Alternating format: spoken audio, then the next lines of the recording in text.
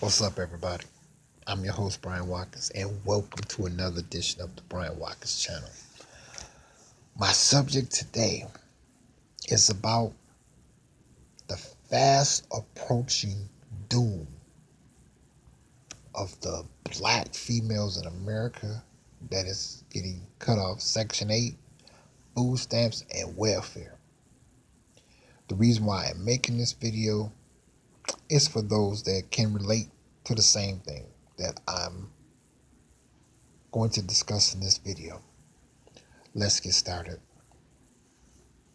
What I've noticed since that most black females that are single mothers that was on Section 8 receiving food stamps and on welfare, there has been an unusual rapid increase in prostitution and robbery coming from them. This is what they're doing now, because I live out in the suburbs, real nice area. I noticed that they ride out here in packs, and they be in some nice cars, and a lot of them are very attractive looking. See, and that's when my red flag go up, because I was born in 1969, so it's ingrained in my mind that, okay, if you see a pretty black girl or a pretty black teenager girl or a pretty black female or a pretty black woman, you know, um, it's more so they are used to pretty much being, pursued. So I'm saying that to say this, whereas now, okay, they riding up on you. So my red flag has automatically went up. Okay, something is wrong. Because this happened Sunday, last Sunday.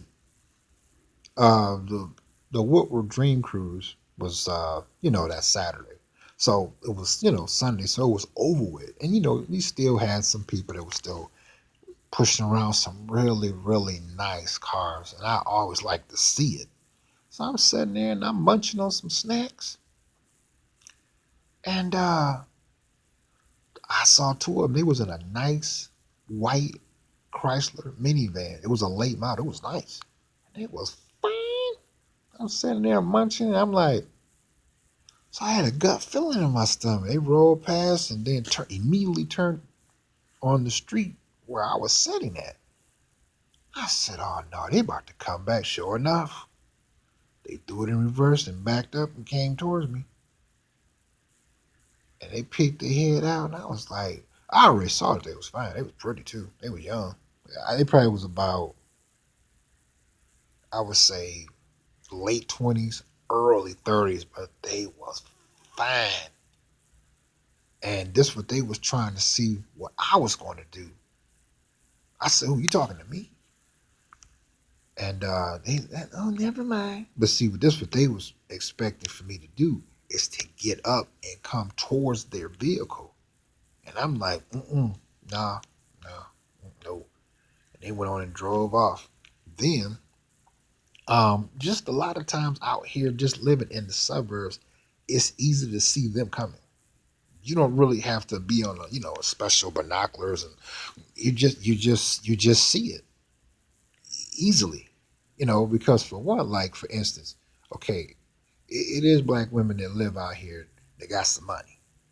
You can just see it. You know what I mean? It's in their demeanor, their lifestyle, whatever they pushing, what they got, what they order. It's just it's so easy to see both ways. So when you see a group of young single black females come out here, you know, usually I can tell is those outrageous hair weave hairstyles they have. I'm like, this is not Essen Expo fashion show. But they all done up hair, different color, red, orange, pink, purple. This is all on one girl's head. And then they speaking straight cityfied language. What up?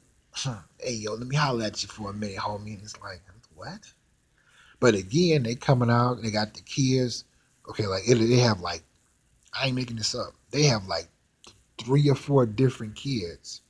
Okay, they all got these overpriced M&Ms, and they always trying to make you buy uh 3 for the price of 1 for a higher price. Well, you be like, oh well, how much is one? And you could tell the shitty game will look like. You better tell him to buy all 3 for that dollar, or I'm gonna whoop your ass when we get home. And I be feeling sorry for those kids. You know what I mean? Because it's sad. They hit Starbucks. They got big on the sign, big as day, no soliciting. Damn all that. They coming anyway. Yeah, it'd be black females. hmm Because see, they like, well, since the brothers be not trying to talk to us, because they know that, we know they skank. You know, it ain't no such thing as meeting one and la la la la la la la la la. We fall in love, live heavily after. It doesn't work that way. So now that she sees that we're hip to their skank ways, they use the kids. And see, that's not even working. So they're pissed. So it's obvious to see that they're mad who they are. And like I said, the games that black females play on black men in America has caught up with them and bite them in the ass now. And they're really upset because, okay, they're on Backpage.com. They um, they don't even know how to conduct themselves as professional service providers. It could be for ones that are licensed massage therapists that actually have a license to offer a service through Backpage.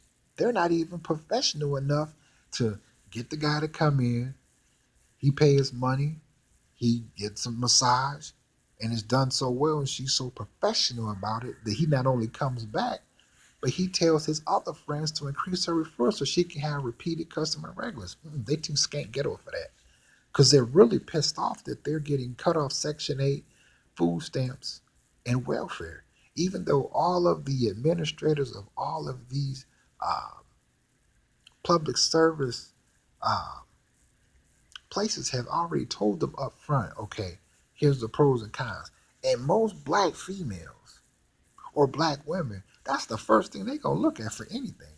Whether it's buying a car, going to school, to finance anything, they're gonna look at the pros and cons immediately.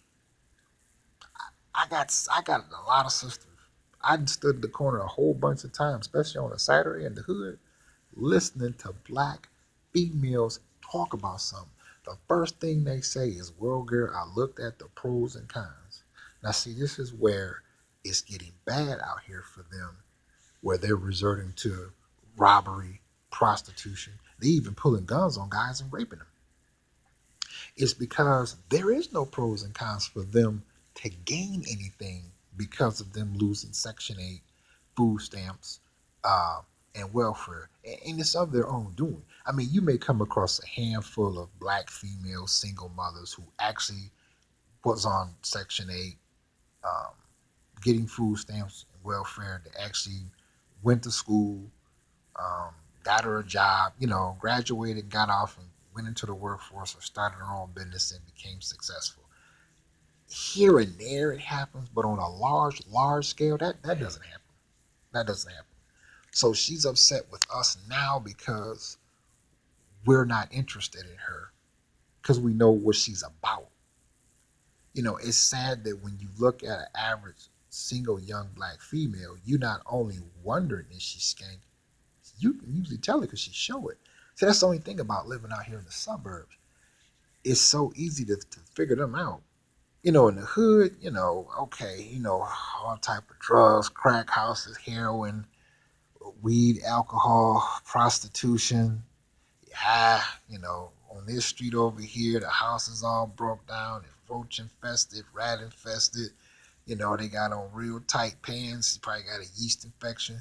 All right, so you like, okay. So you may go over to the other side of town, and it's a little bit better.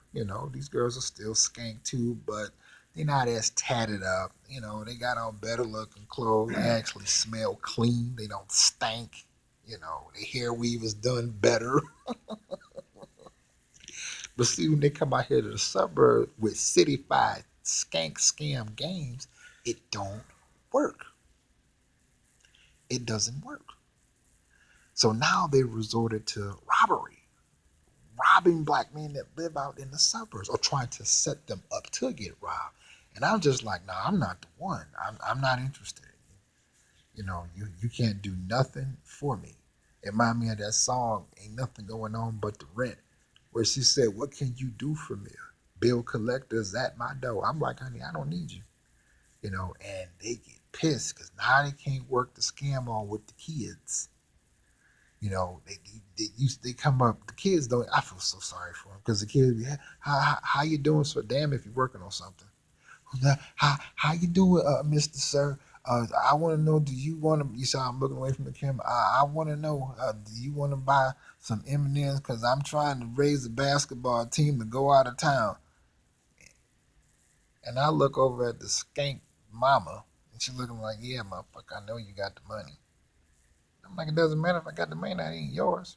So now they resorting to they didn't just, like I said, I made a video about it. Y'all can look at it. It's called The Black Woman is in America is the New Mr. T. She's Miss T. Yeah, Mr. T. Because see, now with her, she don't have her security blanket, Section 8, food stamps, welfare.